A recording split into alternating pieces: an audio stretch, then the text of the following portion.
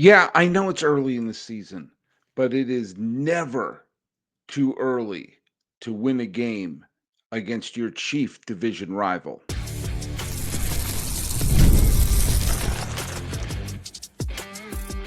You are Locked On MLB, your daily MLB podcast, part of the Locked On Podcast Network, your team every day.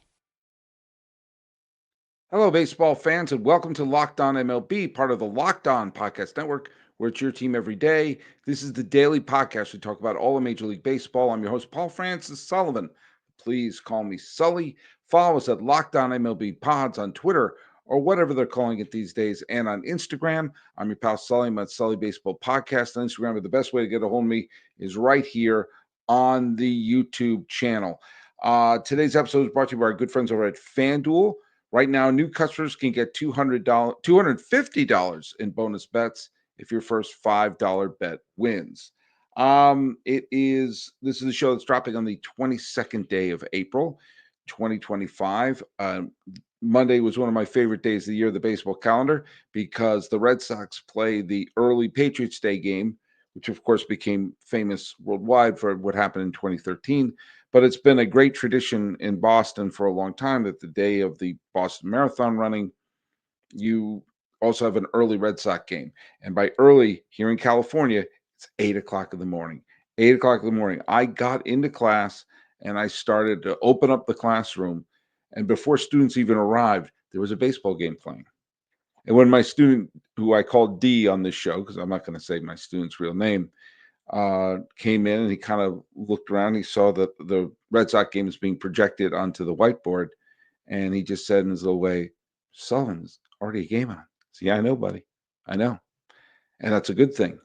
And so I'm setting up the classroom. He's like, Mr. Sullivan, he hit a home run. He hit a home run. Thanks, buddy. Thanks. By the way, no one got the trivia question right. And I think maybe I wasn't clear about the trivia question. I'll throw it out there again. I'll throw it again at the end of the episode. What was the last time? It may have happened before, but what was the last time the World Series was played between two teams whose winning percentage that very April was at 450 or below? In other words, when April ended, the winning percentage, they weren't even 500, they were 450 winning percentage or below at the end of April. Two teams, one in the National League, one in the American League, ended April with a sub 500 record, sub 450 record, and wound up meeting each other in the World Series. Now, a couple of people said the Colorado Rockies, a couple of people said the Washington Nationals in 2019. Yeah, they had terrible Aprils, but they went up against a good team who had a good April. I'm saying the World Series, both teams start off the year in a clunky manner. Okay.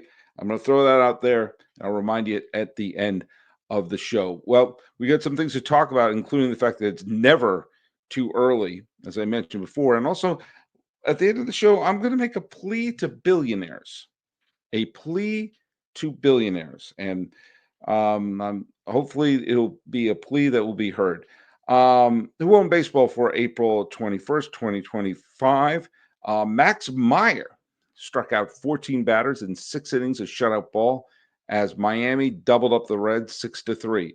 The Reds, who scored at will against the Baltimore Orioles on Sunday, were shut out for the first 6 innings. They finally got on the board, but the offense couldn't be contained on Sunday, and today it was kind of dead with Max Meyer striking 14 batters in 6 innings.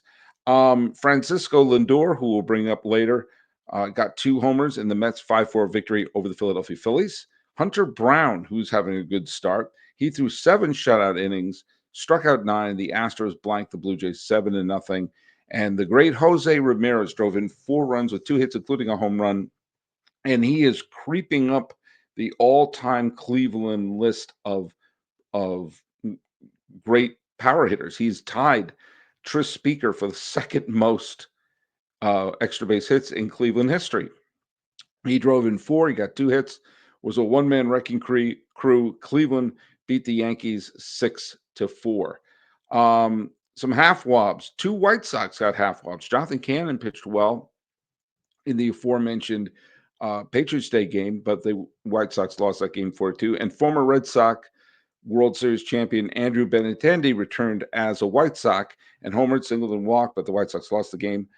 Eric Fetty's actually having a nice start to his season. He held the Braves to 2 runs over 6 innings, but the Cardinals are just reeling, and they lost 7-6. And Victor Scott also got a half wob for the Cardinals in that 7-6 loss to the Atlanta Braves.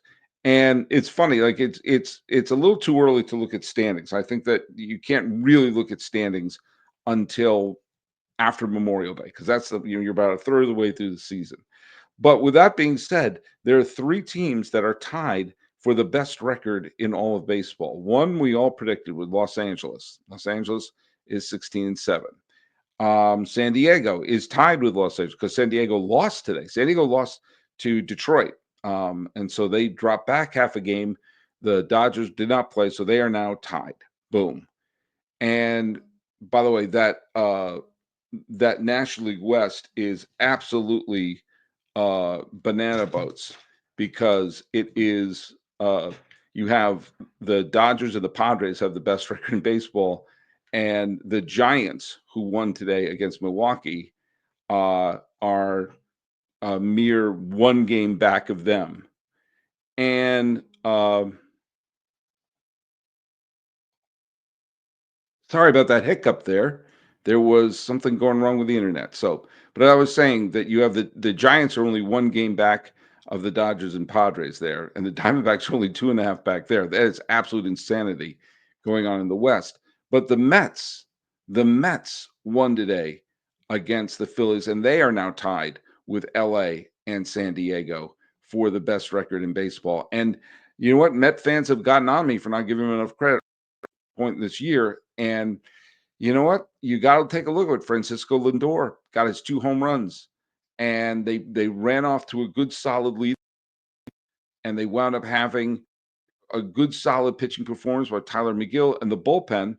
I will say that the fact that Diaz let up a 3-run home run in the 9th inning to make what was a 5-0 game a 5-4 game would, I don't know. If I'm a Met fan, I'm a little nervous about having Diaz continue to be the closer at this point.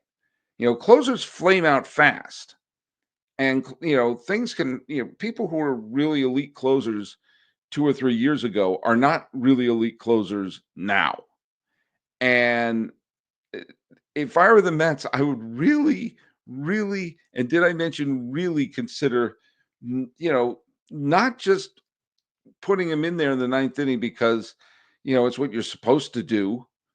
He doesn't have a phenomenal earned run average. Brazabon and Minter are off to solid starts out of the bullpen.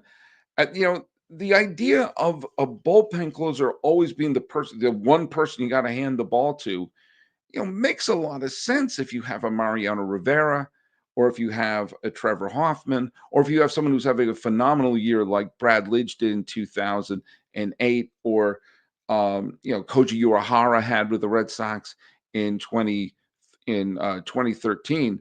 But if you don't have someone doing that, then stop handing the ball to the same guy and just hand the ball to the best person you have for that particular game.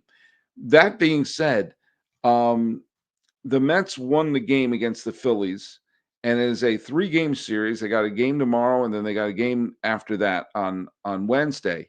And yes, I know it's April, but these are games that you have to win.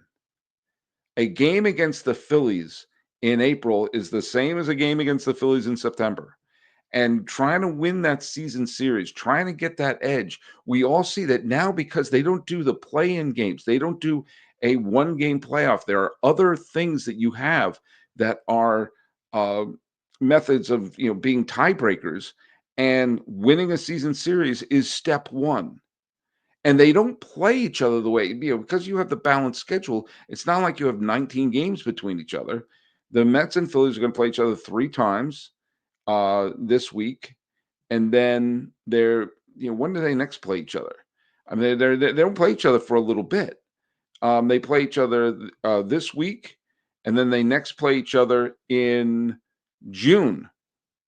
And then after that, it's August, and then in September. These are games you have to pile up, especially if you have images of a division title dancing in your head. And so, good for the Mets. Good for the Mets for coming out guns a-blazing because, quite frankly, you got to win those games. The Phillies are a really good team. They're a team that I picked to win the freaking World Series. And if you want to dance with them and come up and say, hey, this is our division too, games in April are games you don't have to make up for later in the year. I've made that point before, but do you know what? With games like the Mets against Philadelphia, it's kind of binary. Yeah, it was sloppy at the end, and it suddenly became a one-run game. But do you know what? It's just a win. That's all that matters right now. And for step one, that is a big statement for the Mets. Now, step two, can the Phillies counterpunch?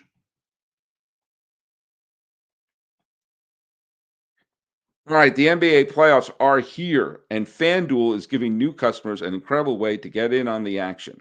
Right now, when you join FanDuel and place your first $5 bet, you'll get $250 in bonus bets if your bet wins.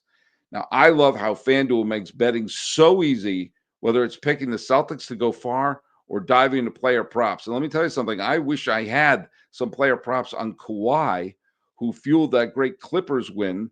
Who guessed that? Who guessed that they were going to beat Denver today? Or you should have put a little bit on Detroit going up against the Knicks. And you know what? With FanDuel, it is the easiest way to make those bets. From three-pointers to steals and assists, FanDuel has so many ways to bet on your favorite player props. Plus, after the game tips off, you can even combine live prop bets into a same-game parlay for a chance to win big. Don't miss out. Head to FanDuel.com and claim your $250 in bonus bets today. That's FanDuel.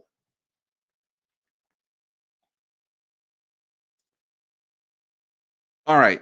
I'm I'm really going to make an effort to not try to bring up current events and things like that are happening outside of baseball, but we're living in a world, I think it was Bill Burr, the comedian, who said we're living in a world where billionaires are no longer happy with their money. There's a lot of billionaires out there who are dipping their toes into this and dipping their toes into that and influencing this and putting their paws all over that.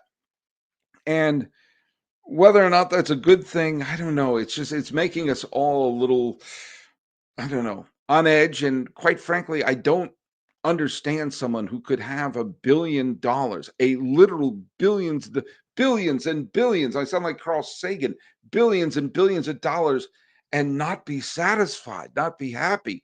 Maybe that's why I'll never be a billionaire. Because if I have enough money that I know I can live comfortably the rest of my life, and my sons can live comfortably the rest of their lives, do you know what I'll do? I'll go to a ball game. That's what I'll do. I'll use that money to be going to ball games and maybe take a trip to Cooperstown and maybe take a trip to Hawaii and call it a day instead of saying, how can I turn this hundred into hundreds of billions? I don't know I don't know how that works. But we've got a bunch of billionaires in this country that have emerged, and a lot of them seem dissatisfied. So I'm going to make a plea to billionaires. Okay. I think we need about 29 billionaires. There must be 29 billionaires out there who have that crazy competitive edge. That crazy, I need to do so. I need to do, I'm not satisfied sitting on this Scrooge McDuck pile of money, to paraphrase Jackie Cation. So let me ask you something. If you want to do something with your billions and feel cool and feel visible and show off your billions, don't get into this. Don't get into this tech stuff or that tech stuff or this country stuff or this technology or this utility or whatever. Get into baseball because baseball needs that crazy billionaire mentality. We could be the safe haven. Baseball could be the place where crazy billionaires come and everybody likes them because this sport, I'll tell you what we need. We need crazy billionaires. We need them. It'll make our lives better. And you get to show off all your billions. You get to show off how cool and rich you are. And you get to have a sense of megalomaniacal control over things. Now, I'll tell you something. You can go, if you buy a team, if you're a multi-billionaire, you can buy a baseball team and then go head to head with other billionaires to show off and try to beat them. You can be competitive, and there's a clear-cut winner because one of them gets to hold up the World Series trophy. And do what they do? They hand it to the owner. They can hand it to you. Yeah, you get to have all this kind of fun. And you get to show off your money. You get to show off, look, I pay off this guy, I pay off the dude who owns the Mets. He knows how to do it. Throw your money around. I want this player, I want that player. The Dodgers do it too. So I guess we need 28 billionaires to come in all with that mentality. All with that mentality of, you're not going to beat me. You're not, no. I'm going to beat you. I'm going to sign players. I'm going to do this. I'm going to do that. And I'm going to be in control. And you get to have fun with your money. And you get to have the citizens of a city adore you, especially if the bar is really low. A lot of people are chanting, sell the team for a bunch of different franchises. Sell the team in Pittsburgh because what they've had 3 decades of futility, save for a little blip in the middle of the 2010s.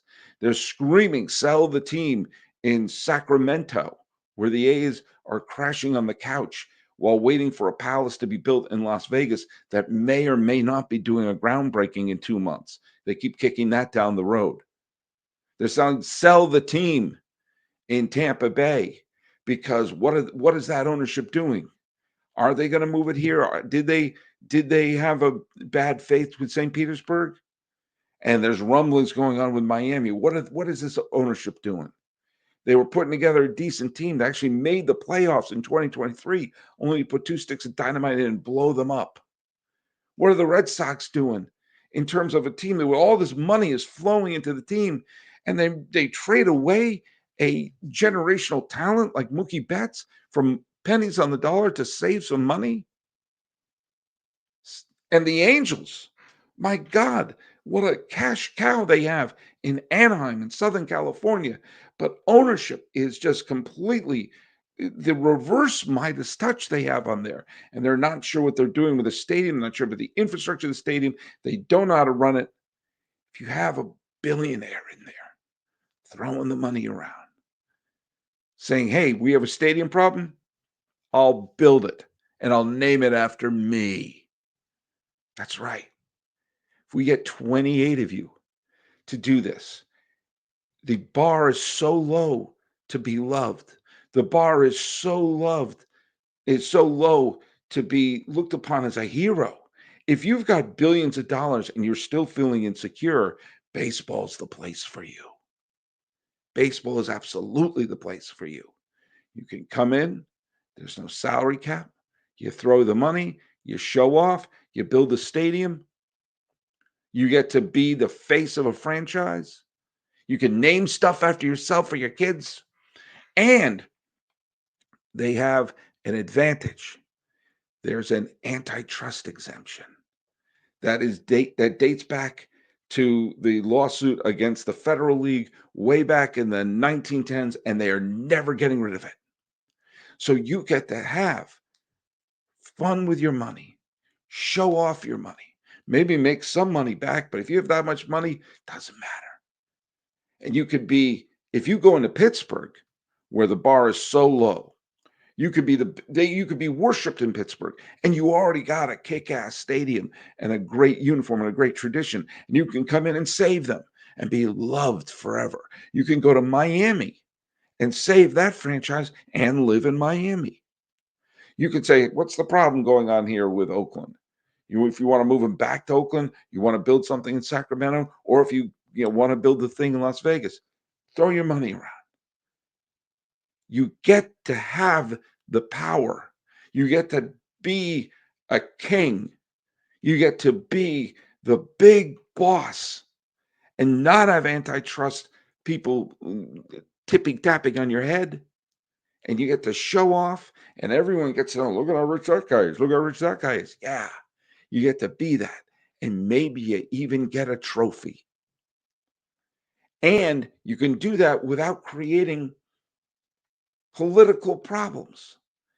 I know that most billionaires will probably tend to lean right in their politics. That's kind of a thing we've all learned. If you're a hemp growing artist making pottery in New Hope, Pennsylvania, you're probably going to lean left. If you're a multi-billionaire with giant piles of money trying to figure out how to keep it safe from taxation, you're probably going to lean right. I don't think that's a controversial statement. And I'm saying, baseball, we want you all. We want every crazy billionaire. I want crazy billionaires to have the mentality of being a Bond villain, except doing it with free agents, stadiums, and trying to win over a fan base. That will make the world a better place. We need you, billionaires. We need you to treat this as your great playground. And the nanosecond you do that, we are going to see people united and saying, that's right. How are we going to spend money when you got the Pirates and the Marlins eating up all those free agents because you've got those giant billionaires running it? Come on. You know you want to play. Come to baseball.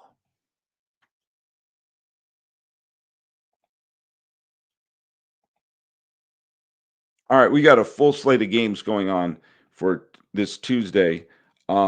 Bello is pitching for the Red Sox. I think that's his first start of the year, and they're going up against the Mariners. The Red Sox are creeping up. They're only 2 games back in the loss column of the division-leading Yankees. Warren is pitching against Bybee in the between the Yankees and the Guardians going on tomorrow afternoon. The Padres and the Tigers in a rematch of the 1984 World Series. Good for the Tigers for showing up and winning the first game. The Tigers are in first place in that Central. Flaherty is pitching against Pivetta. Anyone could have had Pivetta. The Padres signed him because they said, you know what? We don't care about the draft pick. We're trying to win right now. The Reds are weird. They went on a rampage of scoring against Baltimore, and then they couldn't score yesterday. Martinez versus Cabrera as the Reds and the Marlins are going on. The Beltway series, Kramer versus Parker, as the Orioles, who are off to a disappointing start, are going up against the Nationals, who have almost an identical start. So their start is better than expected. The Orioles are worse than expected. They have virtually the identical record. Game 2 of the Phillies-Mets series, Sanchez versus Canning. We'll see what happens there. Who's going to make the statement? The Cardinals are on a bit of a free fall right now, and they're going up against the Braves, of 2 of the most disappointing teams of the year. Royals are off to a disappointing start as well. Bubeck has pitched well this year, and they're going up against the Colorado Rockies, who are a tonic for all things. They're the White Sox of this year. Speaking of the White Sox, they're playing the Twins. Martin, who hasn't pitched badly this year against Ober. Twins are the most disappointing team for a team that should have been a contender, along with the Braves, the 2 teams from the 91 World Series. Is this an NLCS rematch from, what was it, from 2016? Dodgers, Cubs. Are they playing each other again? Imanaga versus May. That's an interesting matchup there. Blue Jays and the Astros.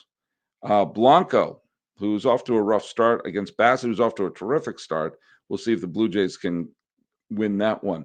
Soriano has pitched well for the Angels so far, and they're going against Falter and the disappointing Pirates. The Angels are still above 500 and still sniffing the potential of being a contender as they are chasing the Rangers, who are in Sacramento. Corbin versus Beto. The A's have played really well on the road and really badly at home. So we'll see what happens there. In the matchup of the last 2 expansion teams, the Rays and the D-backs. The D-backs are off to a good start, and Fat is pitching against Littell. And finally, the Giants and the Brewers, Hicks versus Quintana.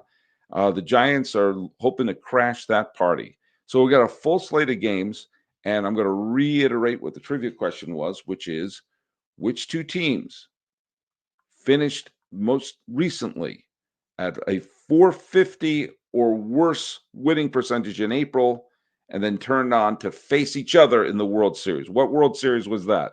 There were two teams who stumbled out of the gate in April and then wound up facing off in the World Series.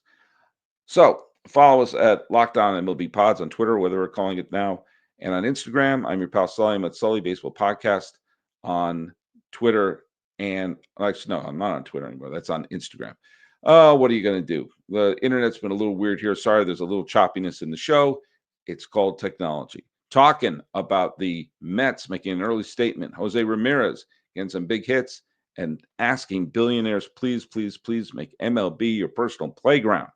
This has been Locked On MLB. I'm yours, Paul Francis Sullivan. Please call me Sully.